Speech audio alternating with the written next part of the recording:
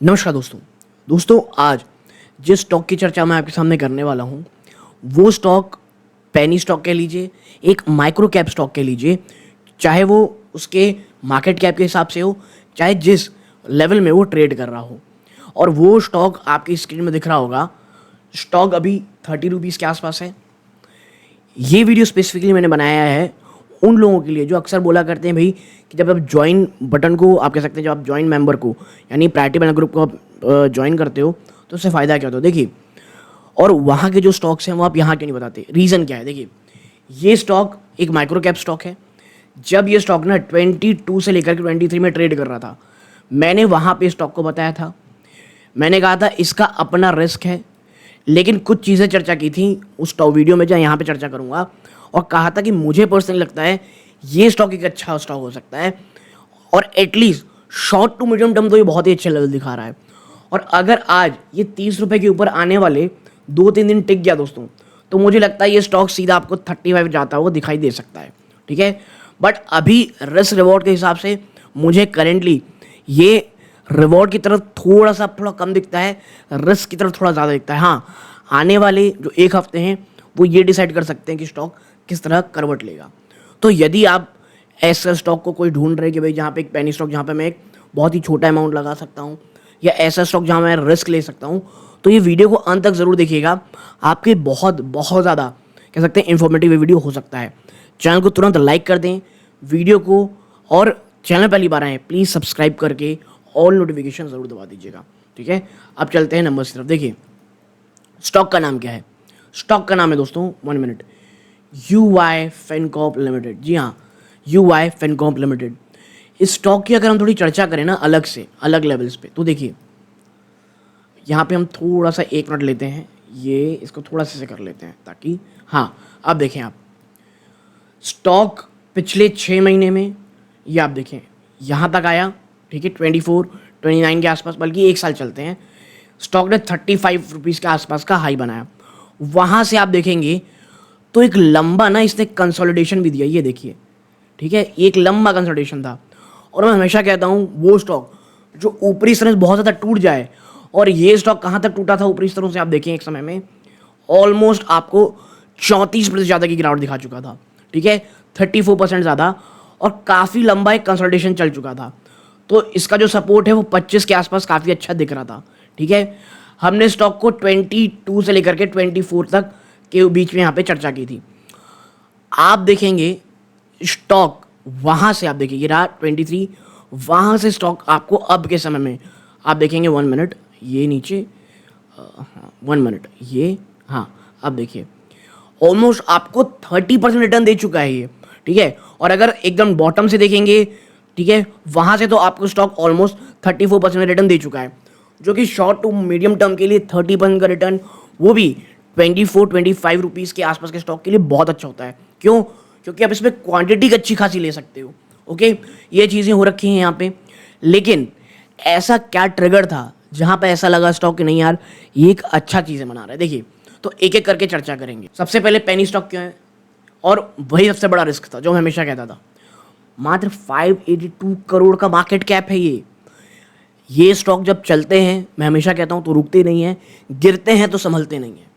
और इसीलिए इन लेवल्स के जैसे स्टॉक्स में अगर आप निवेश कर रहे हैं, अपने पोर्टफोलियो का एक बहुत ही इरेलेवेंट हिस्सा डालना है।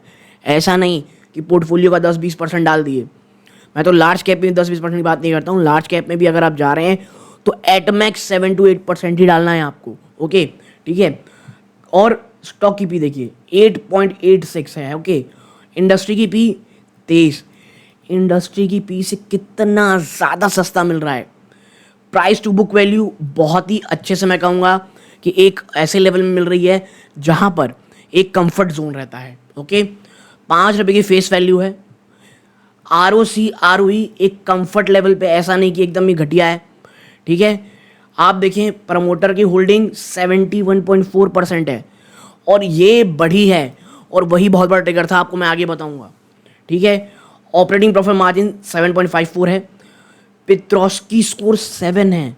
फिनेंशियली बहुत ही साउंड कंपनी है ये। किस बिजनेस में? फाइनेंशियल और रिलेटेड सर्विसेज के बिजनेस में। ओके, यानी आप कह सकते हैं ये एक प्रकार से एनबीएफसी कंपनी थी। ओके, इसके साथ ही साथ चीज़ें हो गई। डेट 1 करोड़ का था। जिस वॉल्यूम में बाइंग आई है आपको दिख रहा होगा, ये देखिए क्या शानदार वॉल्यूम में बाइंग आई है। और मैं इसीलिए कहता हूँ जब स्टॉक गिर रहा हो तब हमको एक्यूमुलेट करना है। अगर थोड़ा पेशेंस है आपके अंदर, आप 6-8 महीने थोड़ा पेशेंस से पकड़ सकते हैं, स्टॉक को एक्यूमुलेट कर सकते हैं। आप देखिए स्टॉक ने किस शानदार तेजी दिखाई है। ओके, मुझे अगर ये स्टॉक इन लेवल में खरीदना पड़ता मैं कभी नहीं बोलता लेने के लिए। भाई क्यों चेस करना स्टॉक को, आएगा आराम से, समय दीजिए। अच्छा स्टॉक में गिरावट में ही खरीदारी करनी है, पैसे ही रखे रहिए। क्यों ब्रोकरेज को पैसे देने लगातार स्टॉक खरीद खरीद के बेच बेच के। ओके, उसके बाद देखते हैं, नीचे चलते हैं थोड़ा सा। Company almost debt free. मेरे को जो भी कंपनी डेट फ्री रहती है ना यार, मुझे बहुत ज़्यादा पसंद है। और एक एनबीएफसी और डेट फ्री, तो ये तो बहुत ही अलग चीज़ें हैं। ओके, क्या कौन से? जी हाँ, लो आरओई है, रिटर्न ऑन इक्विटी मात्र 9.7% पिछले 3 सालों में।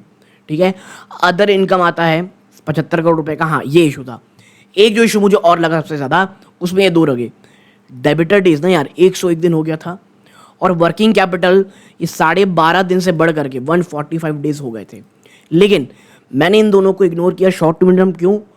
क्योंकि कंपनी ऑलरेडी जो नेगेटिव चीज़ है ना, वो प्राइस इन इस पे कर चुकी थी। और मैं हमेशा कहता हूँ कोई भी नेगेटिविटी, कोई भी इश्यूज अगर उसके स्टॉक प्राइस में प्राइस इन हो चुका है और काफ़ी लंबे समय से वो कंसोलिडेट कर रहा है, आप 10-15% का स्टॉप लॉस लगा लें अगर आप थोड़ा रिस्क देखना चाहते हैं, और स्टॉक को पकड़े रहें। अगर वो 10-15% का स्टॉक ट्रिगर नहीं होता, और अगर आप एक मीडियम टर्म में मुझे लगता है 20% का लगा लें, स्टॉक आपको एक काफ़ी अच्छे रिटर्न दे सकता है। हाँ, याद रखिएगा बाजार में गिरावट बहुत ज़्यादा नहीं होनी चाहिए। ठीक है, उस समय भी जब मैंने चर्चा की थी मेंबर्स के साथ, मैंने कहा था अगर बाजार में अगर स्लाइटली आप कह सकते हैं neutral to slight positive scenario बनता है, ये स्टॉक भागेगा। और यही हुआ स्टॉक के साथ। ओके, और अगर मैं आपको आगे दिखाऊं, आप देखें यहाँ पे इसके क्वार्टरली नंबर्स देखें। जून में इसका क्वार्टरली नंबर आया 1 मिनट, कितना? 35 करोड़ रुपए का। 1 साल पहले कितना था जून में? 20 करोड़ रुपए। ओके, अब कई का ये कहना था कि भाई फाइनेंशियल कंपनी है तो आपको क्वार्टर ऑन क्वार्टर दिखना चाहिए। क्वार्टर ऑन क्वार्टर गिरावट थी इसमें, लेकिन जैसे मैंने कहा ऑलरेडी चीज़ें निगेटिव हो चुकी थी, और ईयर ऑन ईयर तो बहुत बड़ा जंप था ही। ओके, और ऑपरेटिंग जो प्रॉफिट था वो 5.25 करोड़ से बढ़ करके 6.8 करोड़ आ गया था। प्योरली ऑपरेटिंग प्रॉफिट बात कर रहा हूँ मैं। और 3 करोड़ से ही बढ़ करके 6 करोड़ हो गया था। अब भाई साहब यहाँ पे आप कह सकते हैं कि कंपनी का कुछ भी था कि अदर इनकम के कारण कुछ बढ़ोतरी हो गई। टैक्स परसेंटेज भी इस बार अच्छा खासा था, 21% से ऊपर। तो मुझे ये लगता है कि ये तमाम चीज़ जब हो गई, उसके बाद आपका 5 करोड़ से ऊपर रहा। आपका ईपीएस जो था आप देखेंगे 0.27% पे आया, 0.27 रुपीज़ हो गया ईपीएस, जो पहले 23 पैसा था। 23 पैसे से बढ़ करके 27 पैसे हो गई। ठीक है, और एज ए फाइनेंशियल इंस्टीट्यूशन आपको पता होना चाहिए, और फाइनेंस बार बार कह रहा हूँ, जो भी फाइनेंस कंपनीज हैं, चाहे स्मॉल फाइनेंस बैंक हो, कोई भी हो, जून क्वार्टर इस बार जो था वो बहुत निगेटिव था। चुनाव, हीट वेव, और आप कह सकते हैं बहुत सारे अन्य इशूज़, और आप कह सकते हैं जो जून क्वार्टर रहता है ये मार्च के बाद जो ना सीजनली वीक क्वार्टर होता है, तो ये तमाम चीज़ें इसमें इशूज़ थे। उसके बावजूद ये नंबर्स आए थे, जो मुझे लगा इट्स अ ग्रेट। और स्टॉक बहुत 34% गिर चुका है। तो भाई बॉटम फिशिंग के लिए इससे अच्छे स्टॉक्स नहीं होते। हाँ, ऐसे स्टॉक्स आपको खोजने पड़ते हैं, लेकिन ठीक है। और ये तमाम चीज़ें मुझे, इसीलिए मैंने कहा था कि मुझे लगता है एक अच्छा स्टॉक हो सकता है। और स्टॉक मैंने जो याद है, जैसे ही मैंने बात कही थी, स्टॉक 13% भाग गया था एक ही दिन में। ओके, अब आगे बढ़ते हैं, बैलेंस शीट देखते हैं। भाई साहब रिजर्व 223 करोड़ रुपए है, 223 करोड़ रुपए, और बोरोइंग इतनी है 1 करोड़। Sound company.